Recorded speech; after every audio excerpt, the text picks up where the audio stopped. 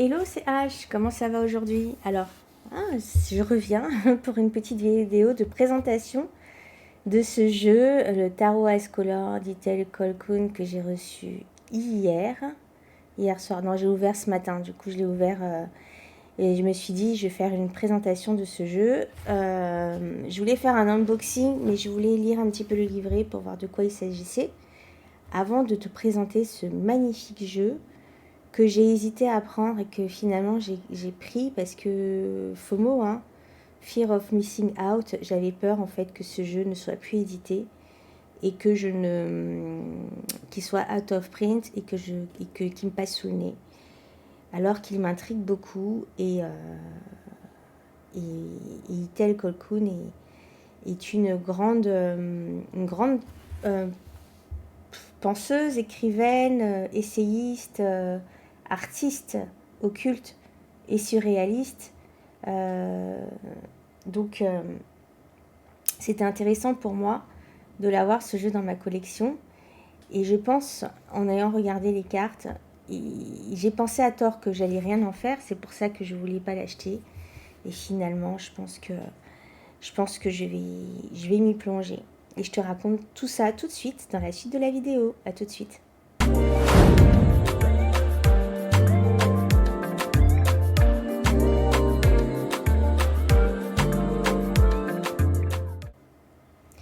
Alors voilà, j'ai reçu ce jeu hier dans cette grande boîte blanche maculée. J'ai trop peur de la salir ou de l'abîmer. La boîte, j'adore, un blanc un peu nacré comme ça. Je ne sais pas si on peut le voir à l'écran, avec embossé en doré. Une boîte toute blanche à l'intérieur. On a un livret sympathique qui parle un petit peu de l'essence de ce jeu, et puis vite fait de Itel Cocoon, que je ne connaissais pas avant avoir découvert ce tarot. Et pourtant je connais, j'ai fait une école d'art, donc j'ai étudié un peu, j'ai fait l'histoire de l'art, hein. J'ai étudié le courant surréaliste, mais j'ai jamais entendu parler de cette dame, Itel Cocoon, que j'ai découvert uniquement quand j'ai découvert ce jeu. Donc je me suis pas plus plongée dedans, à part ce matin, quand j'ai ouvert le jeu. Je me suis dit, je vais quand même aller lire sa biographie. C'est intéressant. Je vais te mettre son visage ici. C'est une grande dame qui a fait énormément d'expositions avec ses peintures. Elle a écrit beaucoup de livres sur l'occulte. Elle a sorti ce tarot et elle a eu une grande carrière dans les sociétés secrètes diverses et variées. Alors j'ai lu sa biographie, je vais te raconter vite fait ce dont je me souviens pendant cette présentation-là. Et tout ce que je sais, c'est qu'elle n'a pas fait partie de la Golden Dawn. Elle a fait partie par contre de l'Auto, Ordo Templis, je sais plus. Et et elle a créé ce tarot-là. Donc, je ne sais pas si tu as déjà entendu parler ou tu as déjà vu des photos de ce tarot. Ce sont des taches de peinture qu'elle a façonnées avec ses doigts ou avec des bâtons. Et les couleurs ne sont pas posées là par hasard.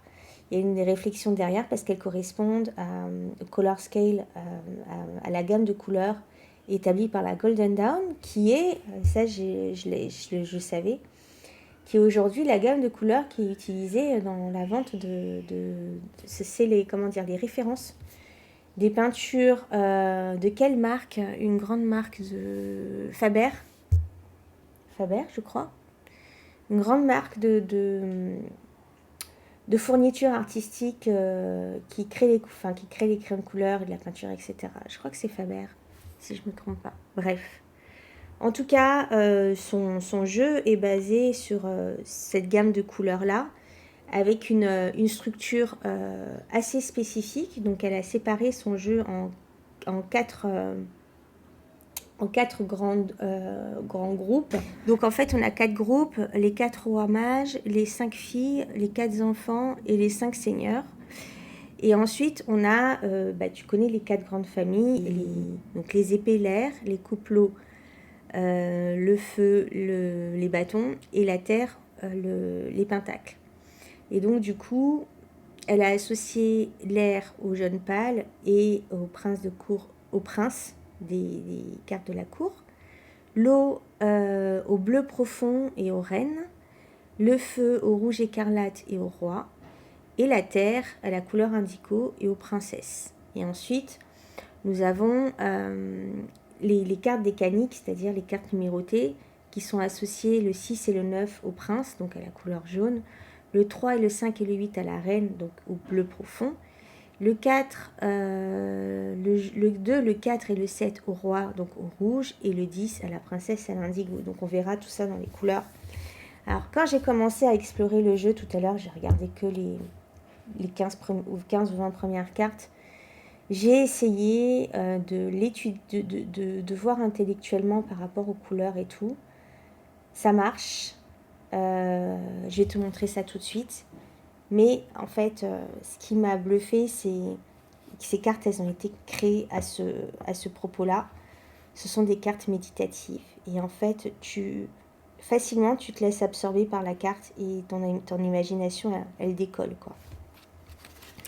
Donc déjà, on va parler de ce petit livret qui a une petite vingtaine de pages.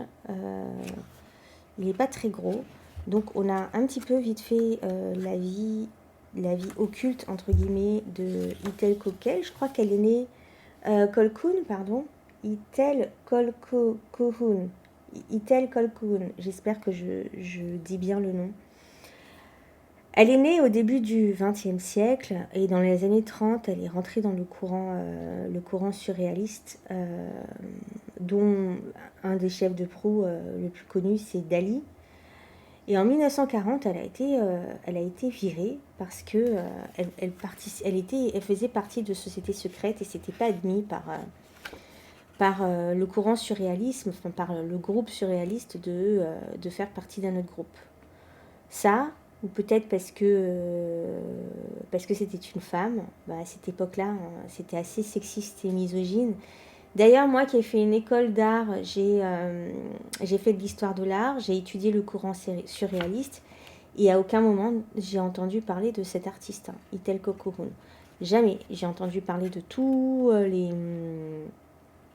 les surréalistes hommes dont je ne me souviens plus le nom, Dali, Breton, etc. Mais jamais des femmes. Et pourtant, il y en avait des femmes dans ce courant. Et je suis dégoûtée parce que, en faisant donc du coup vite fait mes recherches ce matin, parce que bon, il faut lire quand même la bio Wikipédia de l'auteur, etc., pour s'imprégner du jeu. J'ai lu quelques articles de presse, notamment dans les magazines d'art. Elle a été exposée,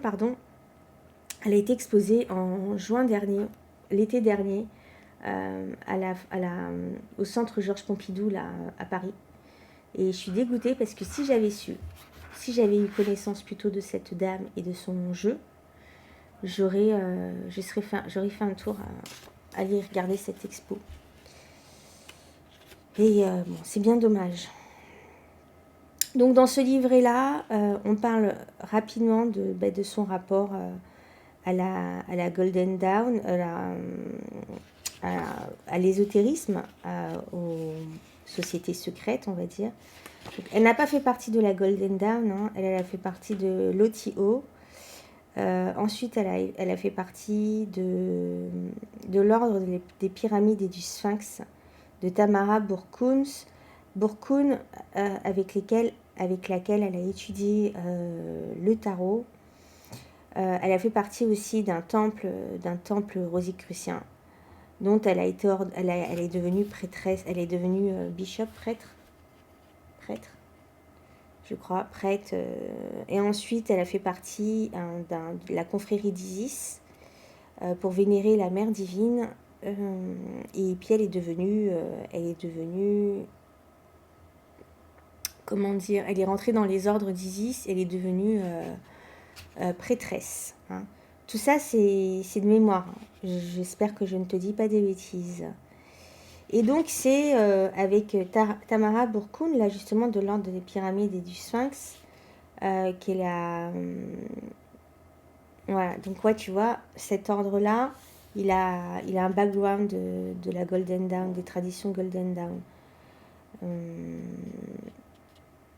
Donc, elle a étudié les cartes. Donc, elle a créé. Alors, je ne sais pas si c'est dedans que je l'ai lu ou dans une autre biographie. Elle a créé. Le but était, comme dans la Golden Dawn, de créer son propre tarot parce que créer son tarot, y mettre les couleurs et tout, ça permet une réflexion et ça permet de rentrer et d'avoir une compréhension ésotérique du jeu.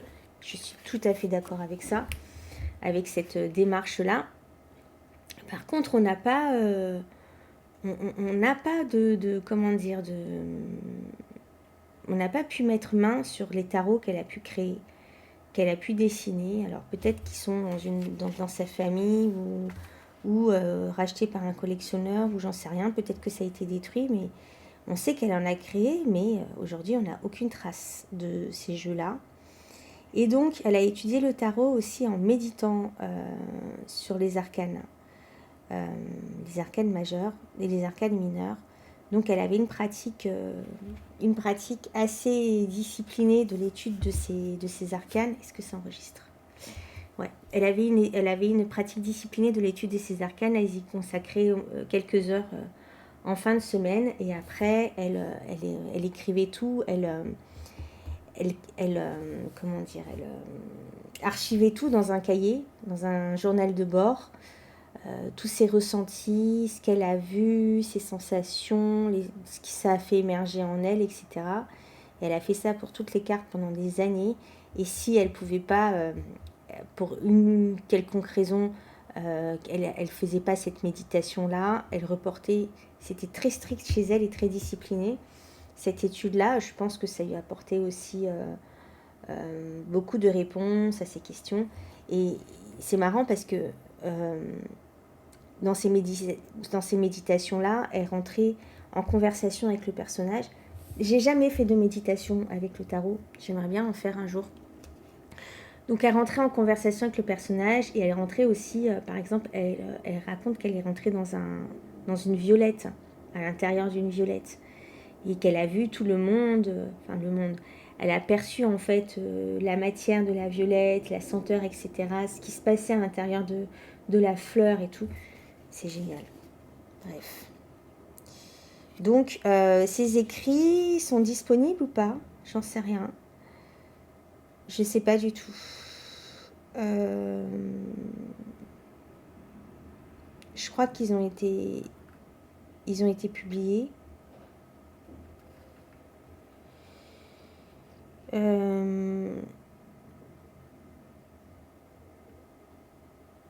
Tu vois, elle y a noté dans ce carnet, dans ce notebook là, où elle a traqué ses expériences.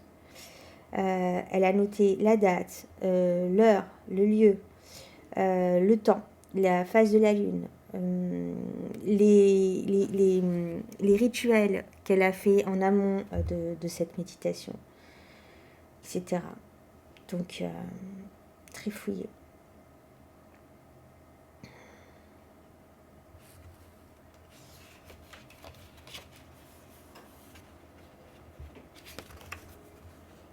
Après, je me souviens plus si on a dit que ça avait été excuse-moi. Oh, non. Et donc en 1977, je sais plus, donc je vais éviter de te faire patienter. En 1977, elle a créé ce jeu-là, le tarot Ascolor, avec des taches de couleurs, créé de manière très méthodique et dans une discipline qui est semblable un peu à sa manière de faire, au niveau de la structure et tout de son jeu, des couleurs, etc. Et il a été exposé. Il a été exposé par la suite, il a été édité. Il a été réédité une deuxième fois en 1977, il a été réédité une deuxième fois en 2017. et aujourd'hui. Donc voilà, et c'est pour ça qu'il fallait pas que je passe à côté de ce jeu. Et elle a créé de manière à ce qu'on fasse de la contemplation, de l'introspection et de la méditation avec ces cartes. Tu vois, c'est pas un jeu pour faire de la divination. Maintenant, au bout de 16 minutes, on va passer à la présentation de ce jeu. Donc je t'ai montré cette jolie boîte. Je vais faire attention de la ranger pour pas l'attacher. Avec son livret. Derrière, on a une carte. Ils sont trop bons, ce tarot. Donc, on a une senteur, une huile de parfum qui s'appelle la rose secrète, qui a été conçue par Maison Ehou, spécifiquement pour ce jeu-là, qui a une fragrance de bouquet de roses et de géranium, avec un caractère un peu... Il y a un peu une note boisée dans ce parfum-là. C'est un parfum très raffiné. Il a été expressément conçu pour ce jeu. Il a été inspiré par les correspondances magiques de la Golden Dawn. Et puis, pour faire un hommage à la relation transformative que Ithel Colquhoun avait avec les senteurs, la magie et l'art. Donc, les cartes ont une odeur... Bon, là, pour l'instant, ça sent encore l'imprimerie. Mais je pense que à force de rester dans la boîte, on va sentir bon comme le livret. Voilà. Maintenant, on va passer à la présentation des cartes. Alors, on a des cartes très grandes. Voilà. Taille de carte standard. Voilà. Ça, c'est un standard tarot. Et ça, c'est la carte... tu vois, moi, j'ai une petite main. Elle fait la taille de ma main, à peu près. Et donc, je vais te présenter les cartes et tu vas voir la structure. On va voir la structure des cartes de ce jeu par rapport à ce que je t'ai raconté tout à l'heure sur la composition de ce jeu, en fait, hein, comment elle l'a composé. Donc, on commence avec l'as de bâton. Donc, en fait, sur la carte, on a le nom de la Golden Dawn. Le nom qui a été donné aux cartes, The Root of the Power of Air, donc les racines du pouvoir de l'air, et correspond à la couleur jaune pâle. Et on a du moucheté aussi. Je suis allée regarder un petit peu les correspondances de la Golden Dawn. On a un tarot de correspondance qui correspond attends, je vais te le mettre vite fait là. Qui correspond à l'arbre... je vais y arriver, hein. À l'arbre de vie, l'arbre de vie kabbalistique. Ouf, c'est dur à sortir. Donc on a ce jaune là, donc on a l'as l'as d'air, d'épée. Voilà. Pour commencer, alors tout de suite on voit un peu la matière de la couleur, le mélange de couleurs. Donc on a du jaune, donc on a que du jaune sur cette carte avec le moucheté là. Donc l'as d'épée correspond à la carte du fou. Donc on enchaîne avec la carte du fou. On va enchaîner voilà, la carte du fou. Donc on a du moucheté rouge en du vert, on a ce jaune. Donc toutes les cartes qui correspondent à au jaune. Attends. À la suite des épées, pardon. Hein. La suite des épées, il y aura du jaune dedans. Parce que la suite correspond à la couleur de l'as. Donc, chaque arcane correspond à une arcane majeure et correspond aussi à l'essence de l'as, de la suite. Donc, le jaune. Donc, on aura du jaune dans toutes les cartes d'épée. Je garde dans l'ordre parce que le fou. Et là, tu vois, quand tu regardes, il se passe quelque chose. Donc, un miroir, une fleur,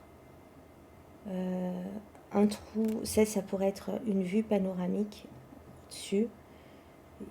C'est comme si tu tombais dans un lac au milieu d'une verdure, et il est hyper intuitif. Et là, en fait, quand je me suis plongée dans le jeu, c'est là que j'ai vu qu'il y avait des possibilités énormes avec ce jeu, de réflexion, d'introspection. Le prince d'épée. On a toujours du jaune. Le 6, donc on aura les cartes dans l'ordre, le 6 et le 9, qui correspond au prince. Donc le 6 d'épée. Je sais pas si tu vois, c'est laquelle la carte du 6 d'épée dans... Si on compare un rider, tu sais, t'as l'homme sur le radeau avec sa famille qui part d'un rivage pour en rejoindre un autre. Il quitte quelque chose, donc on a cette notion d'infusion dans le jaune, infusion dans l'air, dans les épées. L'air, c'est l'intellect, hein, c'est le mental. Donc, il y a toutes ces correspondances-là, quand tu vois les cartes, il y a tout ça qui vient t'infuser. Tu as la notion de l'air, donc qu'est-ce que c'est que l'air? C'est le mental, c'est l'intellect, c'est la parole, pour moi, c'est la psyché, c'est beaucoup plus grand que le mental. Et puis, tu as cette notion aussi de mélange de couleurs. Donc, c'est intéressant d'aller regarder un petit peu la correspondance de la couleur. Et puis, intuitivement, qu'est-ce que ça t'évoque? Tu vois, le 9 d'épée, le Lord of Despair and Cruelty. Voilà, donc le seigneur du désespoir et de la cruauté. Là, tu vois, tu tombes dans un néant de jaune, quoi, un néant de mental. Et cette couleur-là ne vient pas t'attraper, elle te laisse partir en fait dans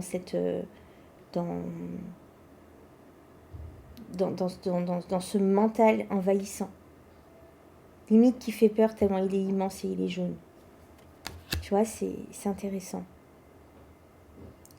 Queen of Swords, donc on arrive à la reine maintenant. La reine qui correspond aux cartes 3, 5 et 8. Et donc on a du bleu qui vient s'immiscer. Parce que le bleu, c'est la couleur de la reine. Hein, le bleu profond, les coupes.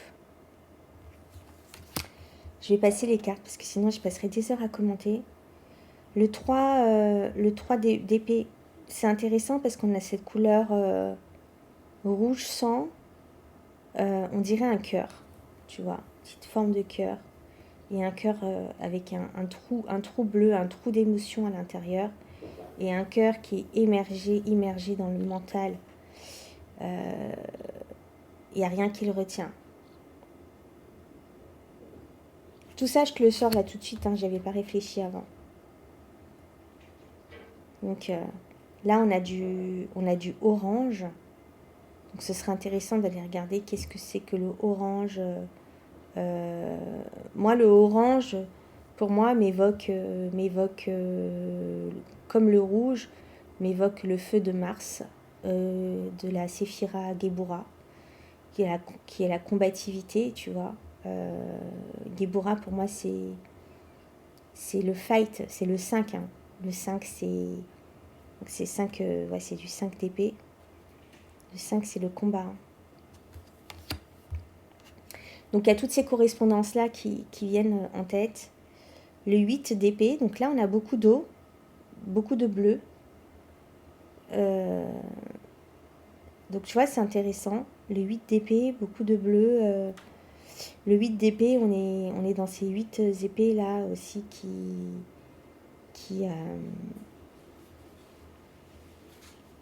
avec la nana au milieu, là, qui a les yeux bandés. Tu vois. The Lord of Shortened Force. Le seigneur de la force rétrécie, raccourcie, enfin, qui a été amenuisé.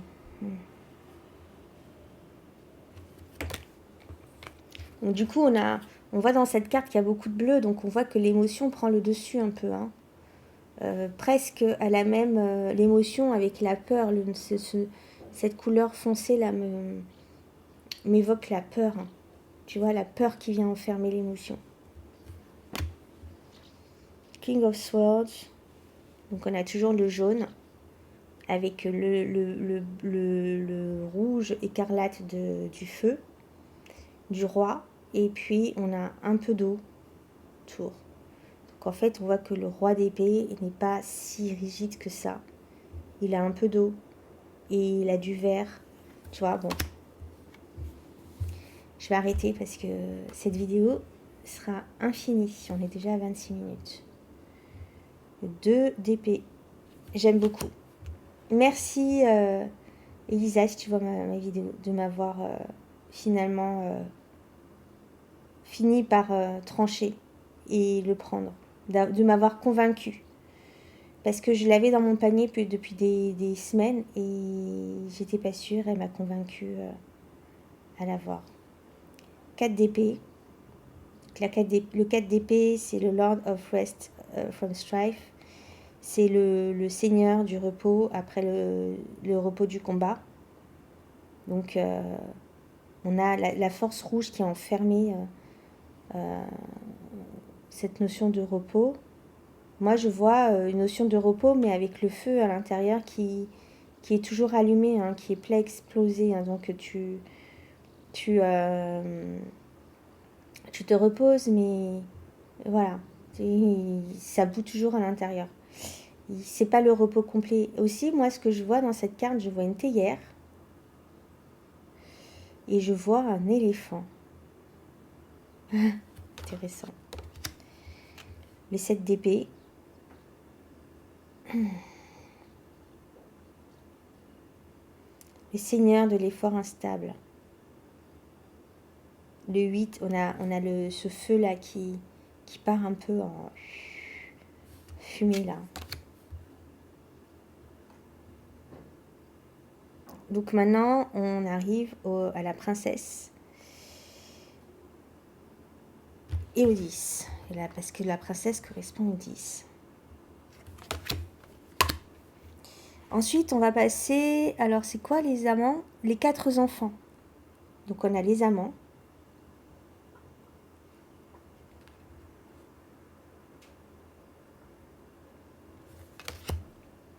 Le chariot.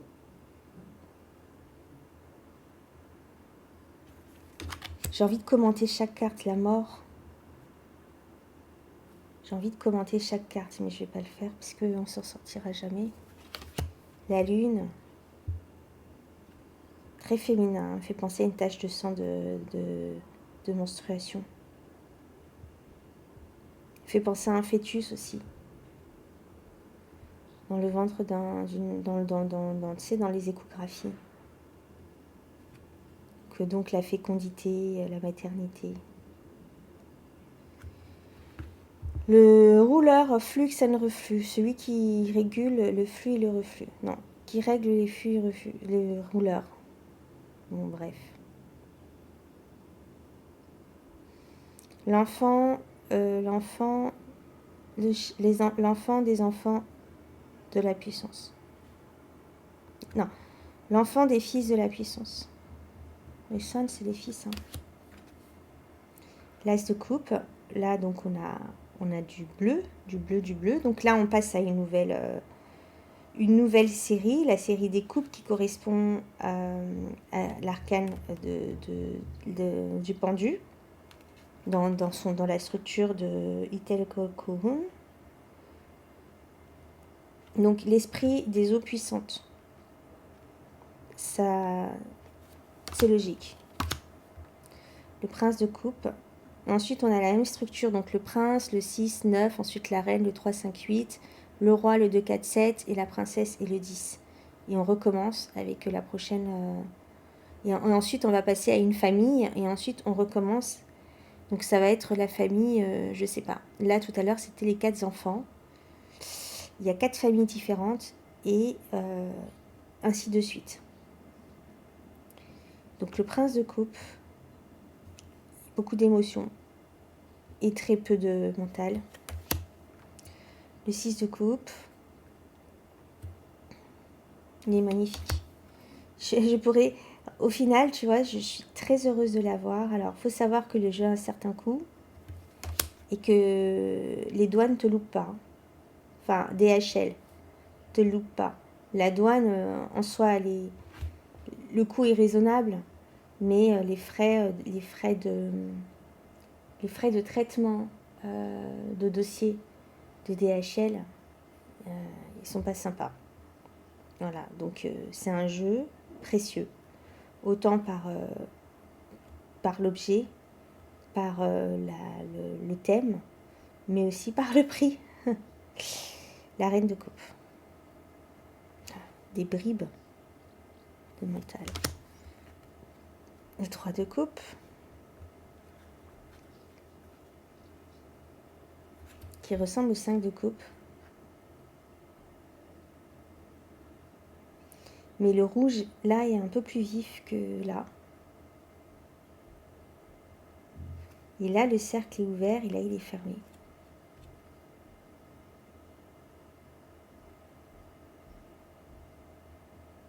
Ce que ça ne voudrait pas dire que c'est plus facile d'être dans une position de 3 de coupe que de 5 de coupe. Que là, on est un peu plus ouvert, alors que là, on est complètement enfermé dans ses émotions avec le 5 de coupe. Et puis le 3 de coupe, c'est l'abondance. Donc on est ouvert à l'abondance. Le 8 de coupe. Le roi de coupe.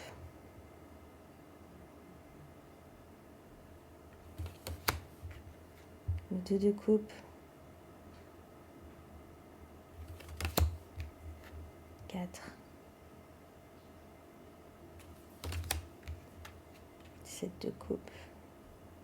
Je m'abstiens je crois que tout à l'heure, j'avais regardé que jusqu'au 6 de coupe. Je m'étais arrêtée là. Donc le reste, je découvre avec toi.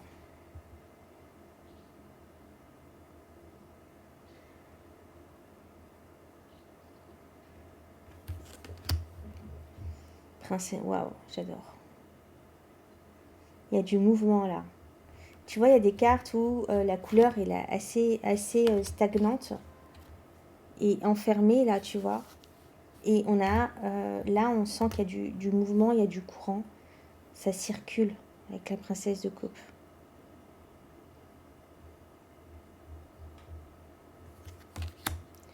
Le 10 de coupe.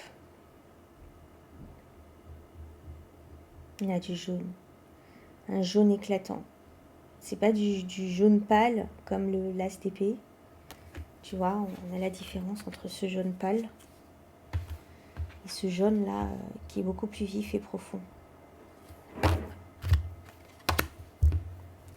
L'impératrice, wow. Beaucoup de vert. Beaucoup de vert, beaucoup de vert. Magnifique. Et beaucoup de rouge. La femme, quoi, les monstrues. L'impératrice. La séduction. Le vert, c'est la nature. C'est l'abondance. La force. Magnifique. On dirait une fleur. La justice. La fille du Seigneur de la vérité. Tempérance. Ah oui, là on est rentré dans un autre groupe. Hein. Là, on est dans les 5 filles. Donc, on aura les cartes féminines. Les 5 filles. Donc, l'impératrice, la force, la justice, tempérance. Là, on sent l'équilibre des forces. Hein. Dans le bleu des coupes. Là, on a le bleu de l'eau, quoi. Bleu profond. L'étoile, waouh, j'adore.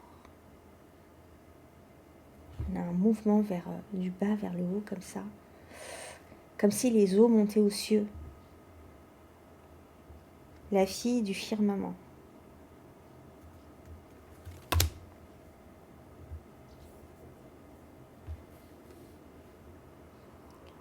L'as, donc ça y est, on rentre dans la suite des as. L'as de bâton, donc on est dans du rouge là. Les bâtons, le feu, le rouge écarlate, l'écarlate, le jugement. Magnifique. Il y a des cartes qui sont plus belles que... Enfin, ça c'est mon sens de l'esthétique à moi. Hein. Il y a des cartes qui sont plus belles que d'autres. Le 6 de bâton.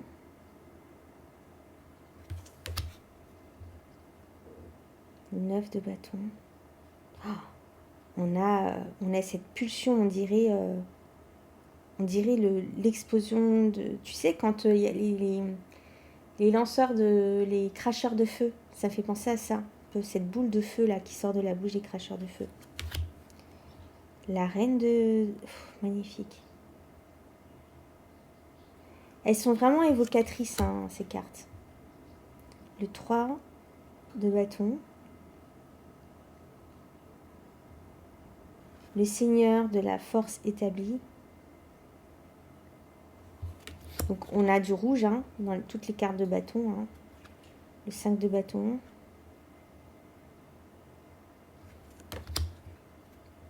Le 8 de bâton.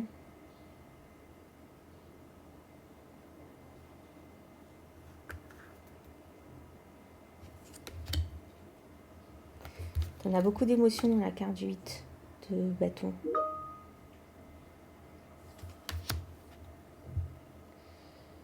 Le roi de bâton.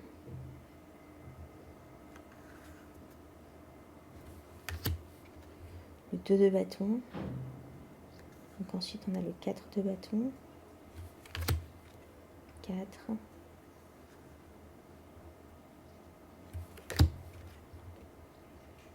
De bâton,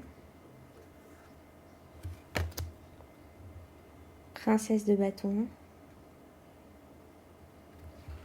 on dirait une silhouette d'une femme là. On peut interpréter comme on veut, hein. On dirait une île, tête de bâton, 10 de bâton. On dirait l'île de la Réunion. L'empereur.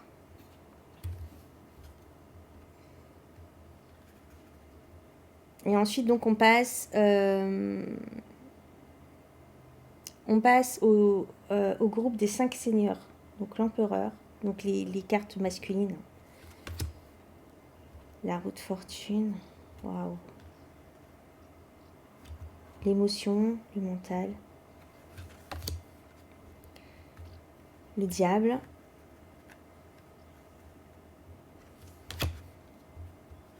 La tour. On a l'impression qu'on voit la tour de là-haut, là. Une vue en plongée, comme ça. On a le centre de la tour en feu. On a les parpaings de la tour. Et on a tout le feu à l'extérieur. Le soleil. Ouais, très soleil. Et ensuite, on passe à la dernière suite. L'as de les pentacles. Couleur indigo. Donc là, on l'a dans l'as de disque. Ensuite, on passe à la carte du monde hein, qui correspond à la suite de disques, on va dire. Hein, parce que je t'ai dit que chaque as correspond à une carte et qui est l'essence de la suite.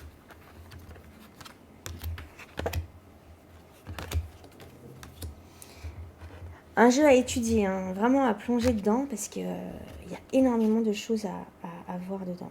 Le prince de disque.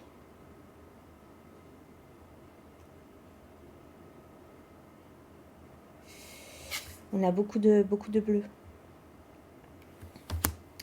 Le 6 de disque. Le 9. Le 9 de pentacle. La reine de pentacle. On a beaucoup de bleu. Le 3 de disque, le 3 de pentacle. Donc on a toujours cette couleur indigo en arrière-fond, le 5 de disque, les 8 de disque, le roi de disque, le 2, le 4, le 7, la princesse, le 10, le magicien, et ensuite on a le dernier groupe qui est les rois mages. Donc le magicien, le mage de la puissance, la grande prêtresse magnifique, terrain batique, hiérophante, et pour terminer, l'ermite. Waouh, je suis complètement bluffée. En conclusion, je suis complètement happée par ce jeu. Vraiment, j'ai une hop, j'aurais dû faire ça depuis tout à l'heure. J'ai vraiment une attirance particulière. Alors moi déjà, j'adore les couleurs. Si tu connais mon travail, il est très coloré. Et vraiment, alors, je vais garder l'ordre. Hein. Je vais juste tirer une carte pour voir un petit peu...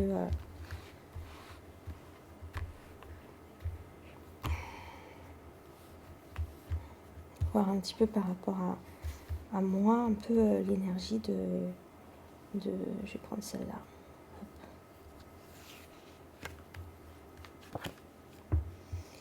La princesse de bâton. La princesse des flammes, Shining Flame. La rose du palace du feu, du palais de feu. Magnifique. Alors, qu'est-ce qu'on peut dire sur cette carte? Il y a beaucoup de bâtons. Je dirais que c'est une couleur indigo, ça. Donc, on a de la terre dans du bâton. On a comme si on avait la terre en feu. Et on a un peu de vert derrière. Et à quoi correspond la couleur verte dans les correspondances? Est-ce que je l'ai sous les yeux encore ou pas? Je crains. C'était sur mon autre ordinateur. Mince. C'est dommage. J'aurais voulu savoir. Alors attends, je vais faire une rapide recherche. Color Scale Golden Dawn. Image. Hop. Voilà, je l'ai sous les yeux là. C'est un tableau Pinterest. Alors, le vert, je dirais que c'est du vert émeraude, correspond à la Séphira 7, Netzach, qu'on appelle Séphira de la beauté, la réponse de la créativité, la vision de la beauté, le triomphe, l'illusion, la projection, Vénus. Donc, tu vois, c'est intéressant parce que là, pour le coup, on a cette notion de beauté, de Vénus, on a cette notion aussi de rouge, de feu. Le feu correspond à... Oh, allez, casse-toi, toi. C'est un rouge quoi? C'est un rouge plutôt vif. On dirait scarlett, donc à la Séphira Gebura. La Séphira numéro 5, réponse aux limites, la vision du pouvoir de l'illusion, l'invincibilité et à la planète Mars. Le vert correspond à la planète Vénus et on a cette couleur indigo qui représente Yesod, l'ego, la vision, la machinerie de l'univers, les illusions, la sécurité, la lune. Donc c'est intéressant en fait de tout regrouper un peu toutes les connaissances autour, les connaissances ésotériques dans ce jeu. Moi j'adore, hein. Si tu me connais maintenant, tu sais que c'est un exercice que je kiffe. Mélangé à l'intuition. tu vois, moi, ce que je vois, intuitivement, je vois une femme qui est en train de, avec une baguette magique, avec les cheveux au vent, qui est en train de créer qui est en train de faire un acte de magie, en fait, qui est en train de créer quelque chose, qui, tu vois, c'est en train de la protéger, de l'entourer comme ça. C'est très puissant comme sensation que ça me donne comme ça, cette carte. Je sais pas si tu vois ce que je veux dire. En tout cas, très intéressant comme jeu. Je crois qu'il y en a encore sur le site de Furio Press, mais si tu le veux, je crois qu'il va falloir ne pas trop traîner. Parce que après, je ne sais pas dans combien de temps il sera réédité. Donc, si tu le veux, fonce. C'est un investissement, mais moi, je suis hyper contente de l'avoir. C'est un trésor. Voilà. Bon, écoute, j'espère que ma vidéo... est-ce que je pourrais faire un dernier truc, histoire de rendre la vidéo encore plus longue? Je vais aller chercher des jeux qui, pour moi, ont la même énergie. Ils pourraient correspondre à ce jeu. Quitte pas, bouge pas, je reviens. Alors, j'ai sorti 5 jeux. 5 jeux, voire 6 jeux. Bon, un qui n'a rien à voir. Alors, le premier jeu que je voudrais te montrer, c'est un jeu que je viens de recevoir. Et je n'ai pas encore fait de review de ce jeu. C'est le Journée into Tot Tarot, c'est ça? Tot Journée Tarot. Bon, la plupart des jeux que j'étais sortis, ce sont des jeux plus ou moins ésotériques. Et là, il peut y avoir quelque chose là.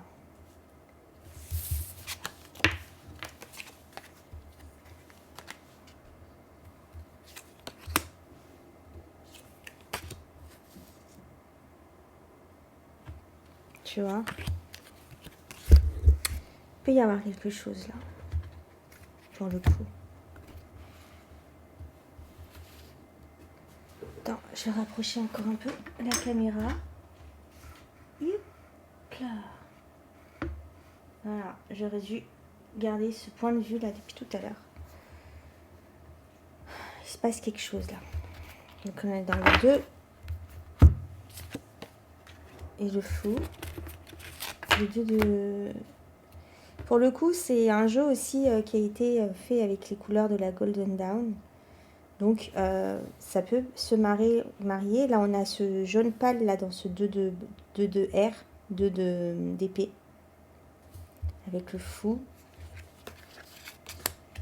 4 d'épée. Ah ouais, ça match super bien.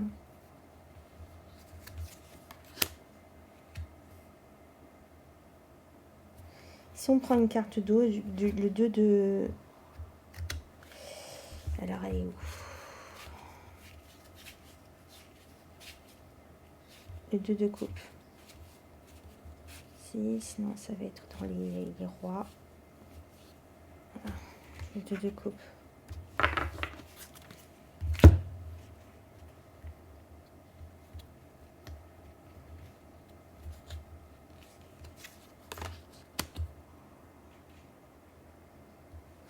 Ouais, il peut le faire ce jeu-là. Donc je vais pas être très très longue. J'ai sorti ce jeu-là. Il y a un autre jeu que j'ai sorti qui pour le coup est un jeu ésotérique et c'est pour ça que je pense qu'ils iraient bien ensemble. Alors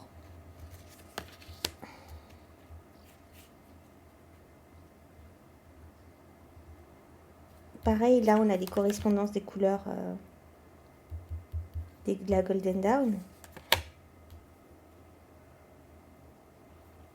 Donc je pense que ces deux jeux-là iraient très très bien ensemble. Je vais aller dans les Aces of Wands. tour. C'est deux jeux qui pourraient être complémentaires, mais pour la réflexion et l'introspection. Hein. Sinon, au niveau...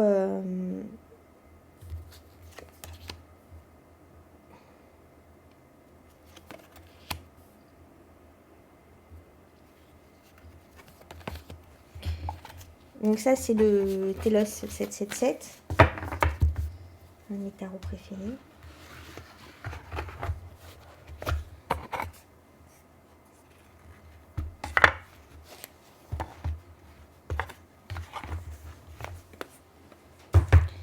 Bien sûr, nous avons l'Éternel, Tarot of Thoth, Tarot de Thoth, qui pour le coup, pour l'étude, c'est un des jeux qui irait le mieux. Hein.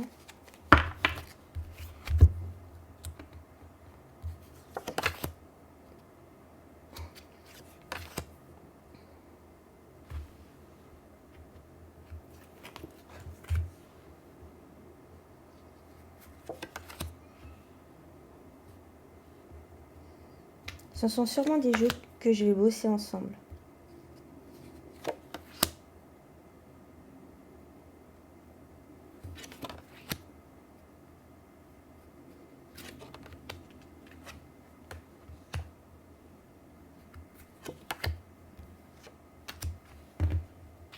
Son envers.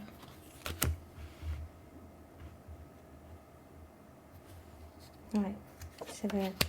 C'est une question de couleur. Tout est une question de couleur.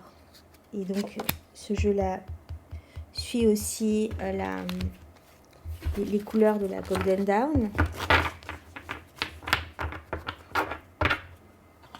J'ai sorti un autre jeu ésotérique.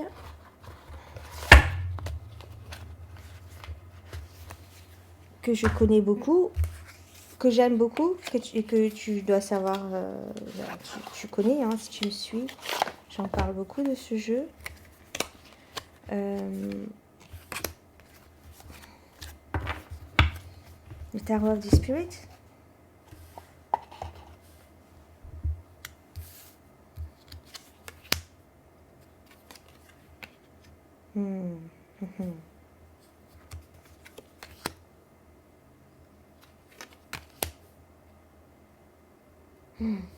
Ce jeu, quand je l'ouvre, quand je l'ai dans les mains, il y a des jeux comme ça là qui te font un effet. C'est comme le tarot de Thoth. Je sais pas si c'est parce que il y a des géométries sacrées dans le truc ou quoi, mais il y a quelque chose qui vient me. Je suis sensible à l'énergie de ce jeu. J'irais même peut-être plus que celle du Thoth parce qu'elle est très. Des énergies très féminines, alors que le Thoth il est très masculin finalement. J'espère que tu m'entends puisque le micro il est éloigné, hein, je me rends compte. Voilà, j'ai encore présenté deux jeux de jeu puisque j'ai pas envie d'avoir une vidéo trop longue. J'ai sorti le Shimmering Veil parce que aussi des arcanes avec c'est pas mal abstrait, je trouve aussi. Donc là pour le coup voilà, ça match bien.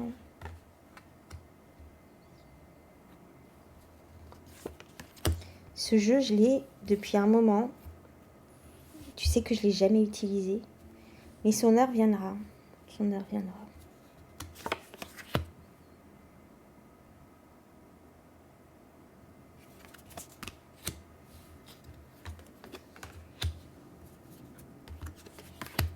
Ouais.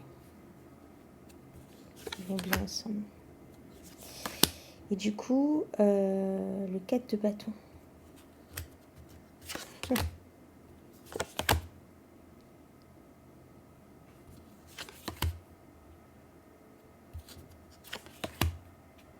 Yeah.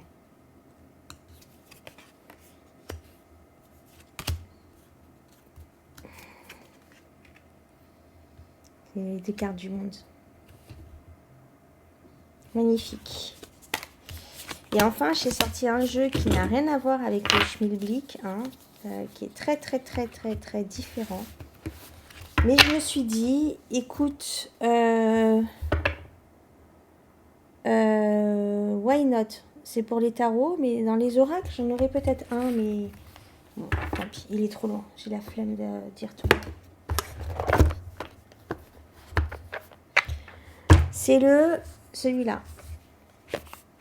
L'Apparition Tarot.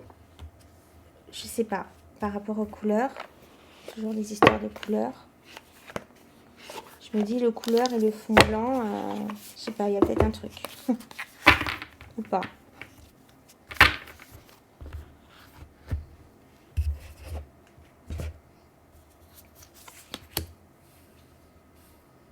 C'est vraiment 2 salles, 2 ambiances, mais je pense qu'en tirage complémentaire, ça pourrait le faire. Étoile.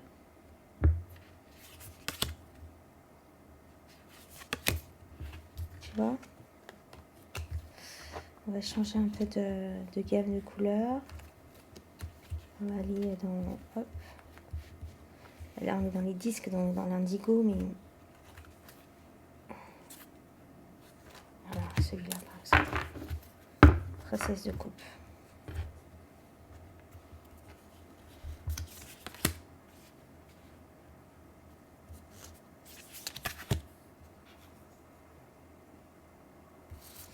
Parfois, 2 jeux à l'opposé, comme ça, peuvent très bien s'entendre. Les contraires s'attirent. Hein.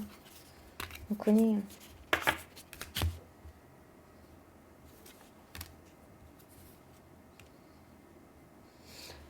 Donc voilà.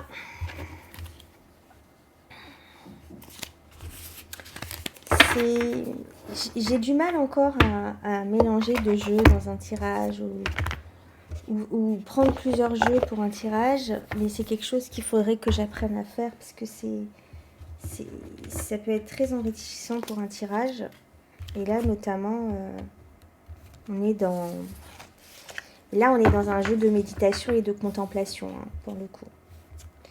Donc, moi, je vais méditer et contempler la princesse de bâton sur laquelle je suis tombée tout à l'heure, qui doit être pas loin, parce qu'on est 10 de bâton, donc la princesse, elle est là. Et ça va être ma carte du moment. Et j'ai tenté de faire une méditation sur cette carte-là. Ça sera mon premier exercice et mon premier travail avec ce jeu-là. Sinon, moi, je te dis à plus tard pour une nouvelle vidéo. Et puis à la semaine prochaine. Bye. J'ai déjà une vidéo en tête que je vais te tourner, peut-être pas aujourd'hui, mais très vite. Allez, bisous, bonne journée. Bye.